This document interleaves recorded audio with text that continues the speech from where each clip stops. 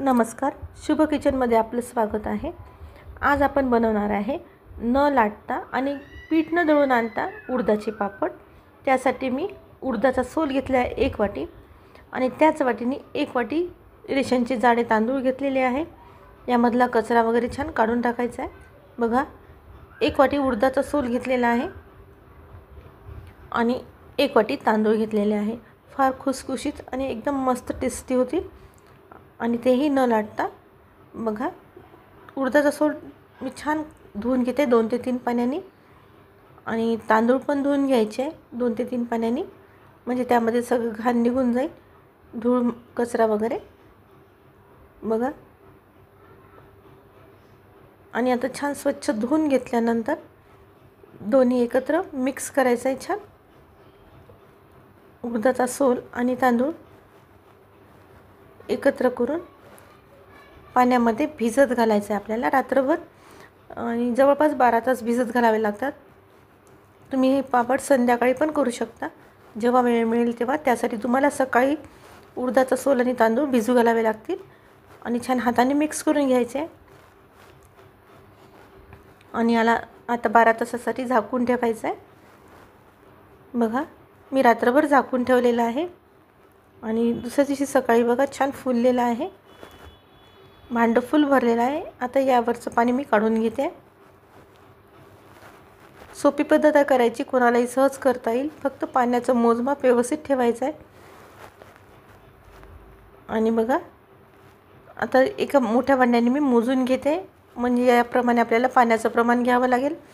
पाण्याचं परफेक्ट प्रमाण गरजेचं आहे।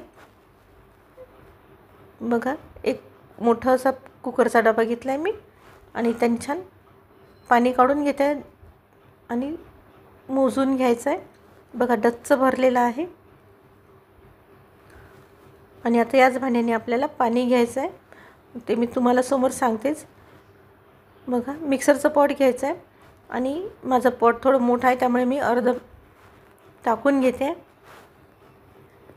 2 याच्यात बारीक होऊन जाईल। जर तुमच्याकडे छोटं पॉट असेल तर 3 ते 4 भागामध्ये तुम्ही छान बारीक वाटण करून घ्या। बघा, यामध्ये आता पाणी टाकायचं आहे। तर पाणी ज्या भांड्याने आपण मोजून घेतलेले आहे तांदूळ आणि उडदाचा सोल, त्याच भांड्याने मी 1 भांडं पाणी घेतलेलं आहे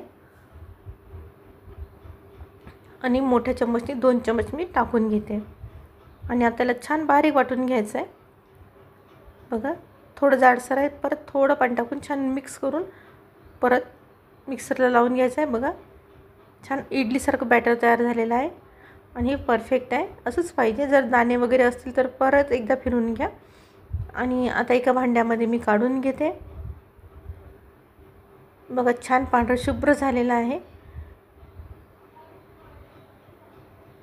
एकदम कुरकुरीत असे उडदाचे पापड तयार होतील आणि करायचा बिलकुल कंटाळा येणार नाही। एकटीने पण सुद्धा तुम्ही 100 ते 200 पापड एका तासामध्ये करू शकता। उरलेलं जे आहे ते मी टाकून घेते आणि यामध्ये पण थोडं पाणी टाकून घ्यायचं आहे।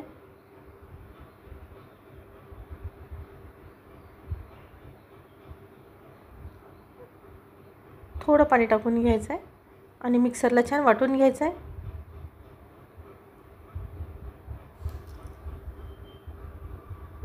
बघा, छान प्लेन असं मिश्रण तयार झालं आहे। थोडं मी मध्ये अजून पाणी टाकून छान फिरवून घेतलेलं आहे।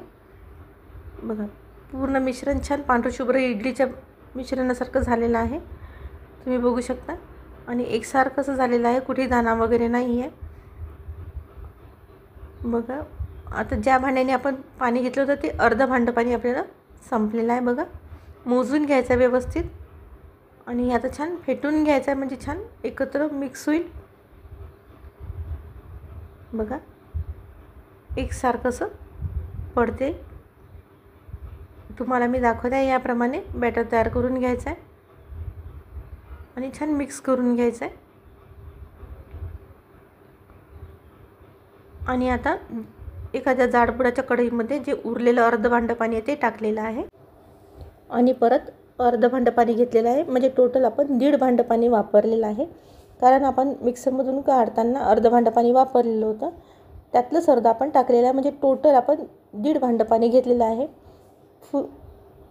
उडदाचा सोल आणि तांदूळ फुलल्यानंतर ज्या भांड्याने आपण मोजलं आहे त्याच भांड्याने टोटल 1.5 भांडं पाणी वापरलेलं आहे. पाण्याचं प्रमाण इथे परफेक्ट घ्यायचं आहे. पाण्याचंच प्रमाण व्यवस्थित घेतलं तर बिलकुल पापड चुकणार नाही. बघा पाणी छान गरम होऊ द्यायचं आहे. पाणी छान गरम झालं की मग त्यामध्ये बाकीचे मसाले टाकून घ्यायचे आहे. बघा पाणी बऱ्यापैकी गरम झालेलं आहे. आता यामधून थोडं गरम पाणी मी साईडला काढून ठेवत आहे. जर लागलं तर टाकायचं आहे. कधी तांदूळ जुने नवीन असले तर थोडं पाणी कमी जास्त लागू शकते. आणि आता यामध्ये मी टाकून घेते आहे मीठ. मी सेंधा नमक टाकत आहे, त्यामुळे थोडं जास्त टाकावं लागणार आहे कारण हे फार खारट नसते. 1.5 चमच छोटा चमच टाकला आहे. आणि आता फुलखार आहे बघा, असा फुलखार मोजून घ्यायचा आहे आणि अर्धा चमच फुलखार टाकलेला आहे. कुठल्याही किराणा दुकानमध्ये मिळेल. आणि 2च चिमट सोडा टाकायचा आहे. बघा फार सोडा नाही टाकायचा आहे कारण चव बिघडून जाते. आणि जाडसर कुटलेले मी मिरे टाकून घेते आहे. चम्मचने मोजून अर्धा चमच मिरे टाकत आहे. आवडीनुसार तुम्ही हिंग पण टाकू शकता. आणि पाव चमच जिरं टाकते. भाजून बारीक केलेलं पावडर टाकलेलं आहे. आणि छान उकळी आलेली आहे. अशी उकळी आल्यानंतरच आपण तयार केलेलं मिश्रण टाकून घ्यायचं आहे. आणि यावेळेस गॅसची फ्लेम बिलकुल लो ठेवायची आहे. बघा पूर्ण मिश्रण टाकून घेते आहे आणि छान मिक्स करायचं आहे. थोड्या गिठळ्या पकडतील पण नंतर निघून जाईल. यावेळेस गॅसची जी फ्लेम आहे ती एकदम लो ठेवायची आहे. एकदम मंद आचेवर करायचं आहे. बघा थोड्या गिठळ्या पकडल्या आहे त्या निघून जातील. एकसारखं छान घोटून घ्यायचं आहे. करण्याची पद्धत फार सोपी आहे. फक्त पाण्याचं माप बरोबर घ्यायचं आहे. बघा आता व्हिस्कलनी किंवा तुमच्याकडे जर रवी वगैरे असेल तर त्यांनी छान याच्या गाठी थोड्या काढून घ्यायच्या. उडदाचा सोल असल्यामुळे थोडं चिकट असते, त्यामुळे थोडंसं हाताला त्रास होतो, पण छान लवकर मिक्स होते. बघा एकसारखं झालेलं आहे. छान कुठेही गुठळ्या राहिलेल्या नाही आहे. आणि आता मी सराट्याने छान खोलून घेतलेला आहे. याला शिजायला जवळपास 10 ते 15 मिनटं लागतील. मी पुढे तुम्हाला सांगणारच आहे की ओळखायचं कसं आपलं हे मिश्रण शिजलं की नाही शिजलं पापडाचं. बघा छान घोटून मिक्स करून घ्यायचं आहे. कुठेही गिठळ्या वगैरे दिसत नाही आहे.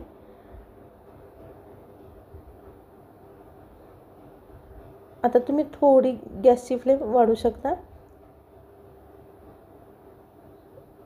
आणि आता हे पाणी उरलं होतं थोडं घट्ट वाटत आहे, म्हणून त्यामधलं मी अर्धं पाणी टाकून घेतलेलं आहे कारण अजून शिजायला बराच वेळ आहे. आणि पापडाचं जे मिश्रण आहे थोडं घट्ट वाटत होतं म्हणून मी थोडं पाणी टाकलेलं आहे. बघा वाटत असेल तर थोडं तुम्ही आणखी पाणी टाकू शकता, पण लागलं तर मी परत टाकेल थोडंसं पाणी कारण गोळा बराच घट्ट होतो आहे आणि शिजायला बराच वेळ आहे, त्यामुळे लागलं पाणी टाकायचं आहे. आणि यावर आता झाकण ठेवून 2 ते 3 मिनिट होऊ द्यायचं आहे. बघा परत मी 2 ते 3 मिनिटांनंतर चेक करत आहे कारण बुडाला लागायला नको म्हणून मध्ये मध्ये खोरायचं आहे. छान घट्ट असं मिश्रण झालं आहे. अजून शिजायला बराच वेळ आहे. परत मी झाकण ठेवून देते आहे. बघा बऱ्यापैकी शिजत आहे. बुडातनं छान गोळा थोडा वेगळा होत आहे कढईपासनं. अधेमध्ये खोरत 10 मिनटं मी शिजू देते आहे. बघा गोळा थोडंसं हाताला चिपकत आहे. मी थोडंसं पाण्याचा हात घेऊन गोळा करून बघितला, पण अजून थोडंसं व्हायचं आहे. बघा आता कढईला छान मिश्रण साईडला सोडत आहे. बघा छान शिजलेलं आहे. आणि परत एकदा चेक करून घ्यायचं आहे. बघा ओल्या हात लावून बघायचं आहे, बिलकुल चिपकत नाही आहे. जर तुम्ही खूपच असं एकदम हात लावून बघितला तर थोडं चिपकेल. आणि परत 2 ते 3 मिनिट होऊ देते आहे मी, म्हणजे कुठेही पापड फाटण्याचे चान्सेस राहणार नाही. बघा छान शिजलेलं आहे. व्यवस्थित असं मिश्रण झालेलं आहे. बघा वाटीमध्ये मी काढून बघते, तो पण मी झाकून ठेवला आहे. बघा छान असा उंडा तयार झालेला आहे. आता गॅसची फ्लेम बिलकुल लो ठेवायची. मी छोट्या गॅसवर ठेवला आहे आणि यामधलं थोडं मिश्रण मी काढून घेते आहे. आता आपल्याला पापड करून घ्यायचे आहे आणि उरलेलं झाकून गॅस चालूच ठेवायचा आहे आणि पटापट आता पापड वळून घ्यायचे आहे. बघा, चम्मचनेच टाकायचं आहे, लाटायची वगैरे बिलकुल गरज नाही आहे. किंवा तुम्ही पुरी प्रेसने करू शकता. बघा, एखाद्या प्लेटनी किंवा अजून जड वस्तूंनी तुम्ही असं दाबून छान पापड तयार करू शकता. बघा, पटापट छान जाड पातळ जसे पाहिजे तसे तुम्ही करून घेऊ शकता किंवा हाताने थोडंसं त्याला व्यवस्थित करून घ्यायचं आहे. छान एकसारखे पापड तयार होतात. छान पांढरी झालेल्या उडदाचे असल्यामुळे पांढरीच होणार आहे. आणि छान वळून घेते मी हाताने. डायरेक्ट तुम्ही मोठ्या पॉलिथिनवर टाकून घेतलेले आहे मी. बघा, छान पांढरा शुभ्र पापड तयार झालेला आहे. दुसरा पण मी करून घेते. पटापट असे पापड तयार होतील, फार काही कष्ट लागणार नाही. न लाटता पटापट होणारे उडदाचे पापड आहे. व्हिडिओ आवडल्यास नक्की लाईक करा, शेअर करा आणि सबस्क्राईब करायला विसरू नका. आणि थोडा जरी याला मोड पडली तर छान लगेच आपण व्यवस्थित करू शकतो. बघा, 1 मिनिटात एक असा पापड तयार होतो. आता मी काही पापड पुरी प्रेसवर तयार करून घेते.